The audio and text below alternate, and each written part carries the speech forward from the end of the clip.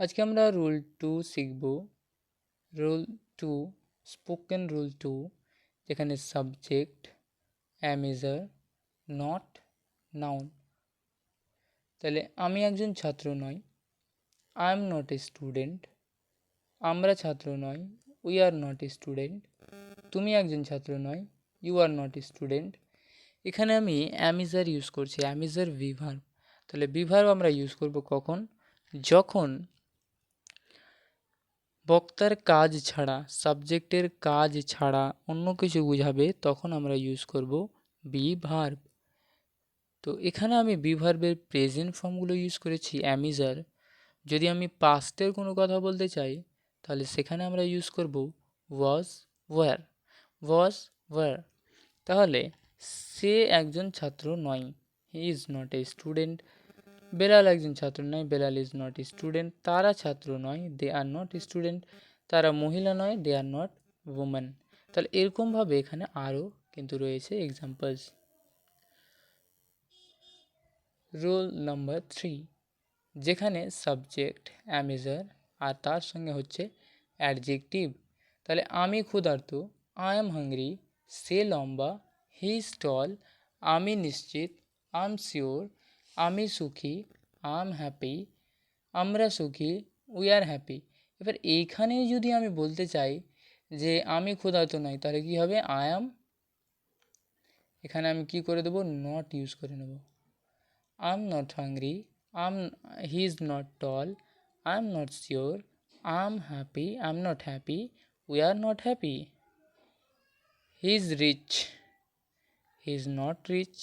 ঠিক আছে, তাহলে এরকমভাবেই আমরা করব। এবার যদি এটাকে আমরা পাস্টে করতে চাই, সিম্পল, এই অ্যামিজারের জায়গাতে ওয়াজ ওয়ারের ইউজ করে দাও, তাহলে সেটা হয়ে গেল পাস্টে। Was were. ওয়াজ আমরা কোথায় ইউজ করব? আয়ের পরে ওয়াজ ইউজ করব। আর থার্ড পারসন সিঙ্গুলার নাম্বারের পরে আমরা ইউজ করব ওয়াজ। বাকি সব জায়গাতে আমরা কি ইউজ করব? Were, were, war. ইউ এর পরে কি হবে? Were, you were, you were, you were. আর যেখানে প্লুরাল ফর্ম থাকবে সেখানেও আমরা ইউজ কি করব? Were, were, were. তাহলে সি ইজ নট ম্যারিড, সে বিবাহিত নয়। She is not lonely now, সে এখন নিঃসঙ্গ নয়। This question is not easy, এই প্রশ্নটা সহজ নয়।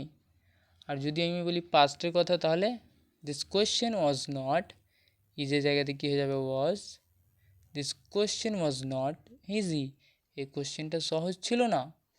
আই এম নট শিওর, আমি ক্ষুধার্ত নয়। তাহলে এটাকে প্র্যাকটিস কীভাবে করব? সে লম্বা, হি ইজ টল। সে লম্বা নয়, হি ইজ নট টল। সে লম্বা ছিল, হি ওয়াজ টল। সে লম্বা ছিল না, হি ওয়াজ নট টল। আমি নিশ্চিত, আই এম শিওর।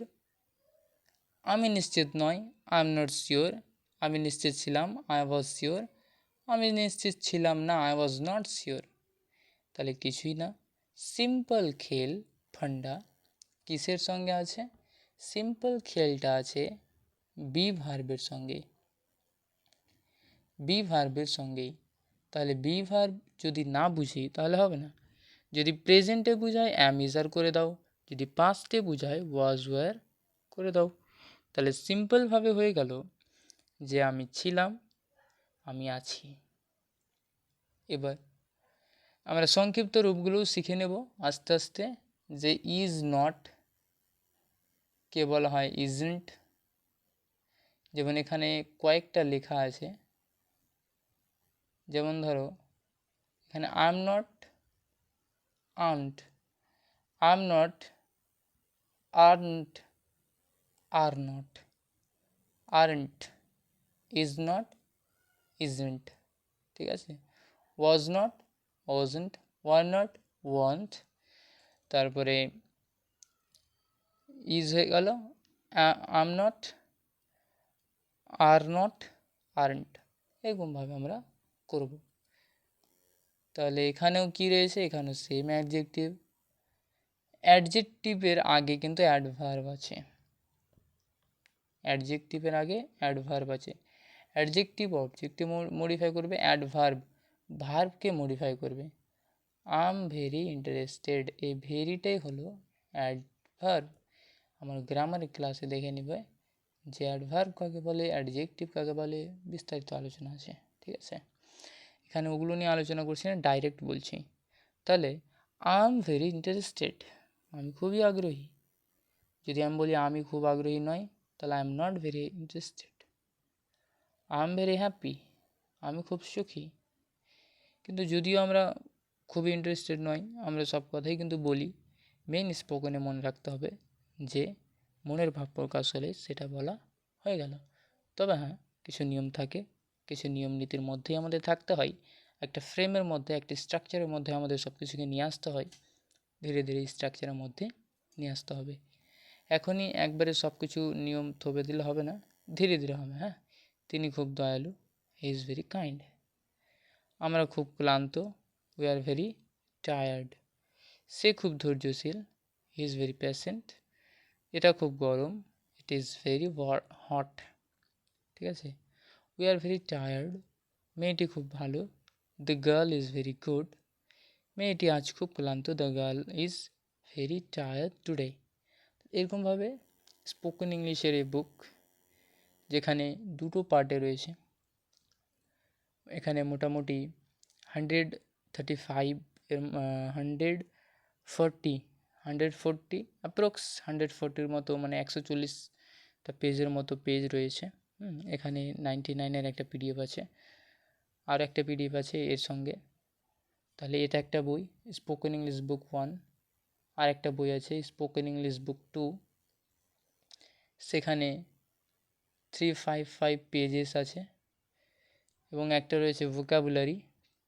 তিনটে বই এখন যদি নাও, তিনটে বুক, তাহলে কম্বোতে পাবে 199-এ তিনটা পিডিএফ, মাত্র 199-এ পেয়ে যাবে।